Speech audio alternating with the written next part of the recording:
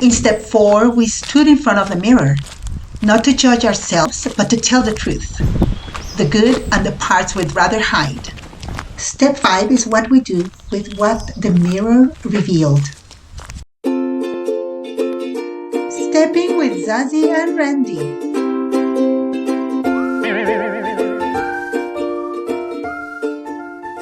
Step 5 says, we admitted to God, to ourselves, and to another human being the exact nature of our wrongs. This step is about confession, not punishment, not shame, but freedom. Step 5 is when we actually share the inventory, right? Yes. After we've taken account of every single person, place, or thing that has harmed us, or that we have harmed, and have lived our lives through those experiences, whether they be good or bad. How we've made our decisions based on feelings and thoughts. Step 5 is when we begin to unburden resentments, crazy life. Yeah, the Ferris wheel of life that we're on, that we've been stuck on for many of us for 50 years. It's called doing the same thing over and over again and expecting different results, right?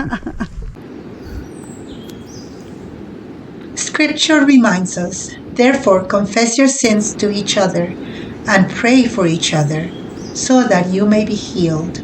Book of James 5:16. Healing comes when secrets lose their power. When we hear the word confession, many of us think of churches, sanctuaries, priests, or maybe pastors. But step 5 brings it closer, more practical, more personal, and proven to work. I've heard all kinds of advice about marriage, some good, some deeply harmful. I remember being very young when I heard a woman say, if you had an affair, you never tell your husband. Man will never forgive it. You take that secret to the tomb. Speaking of tombs, Randy and I recently walked through a local cemetery while planning our end-of-life arrangements. I know, most of us don't like talking about this, but as loving adults, we don't want to leave these decisions to our loved ones while they're grieving.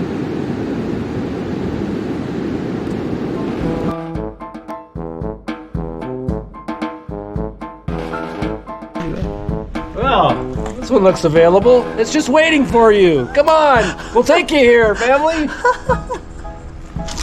Come visit us, we'll take you here. Oh, look at that boat. All joking aside, family, walking here between the tombs reminds us of something simple and unavoidable. Every one of us will end up here one day. It's natural, it's expected, and it's hard.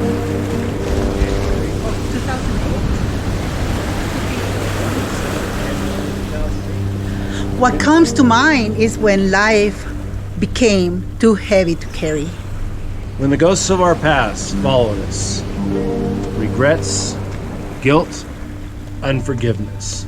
You know the feeling. Secrets don't stay buried, they haunt. Now that I am closer to that day, we all have an appointment.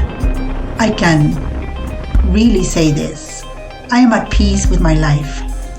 The 12 steps through the power of Jesus and my relationship with Him made that difference.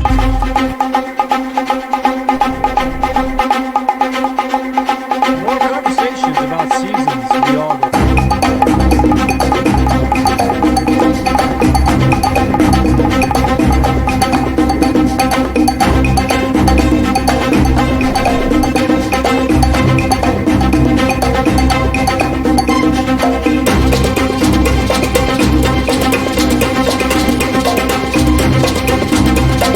We'll take you here.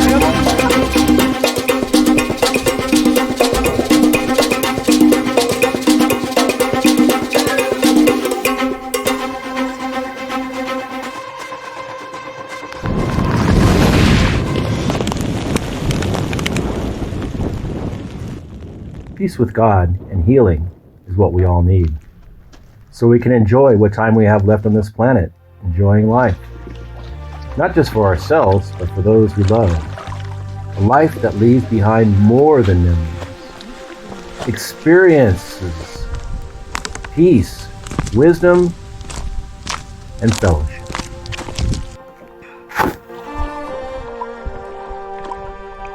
Randy and I live freer today. Less offended, more grounded. It wasn't easy. We got tired of repeating the same failures. And one day, we chose to work the steps. Life still brings challenges, but now we have tools. And those tools make all the difference.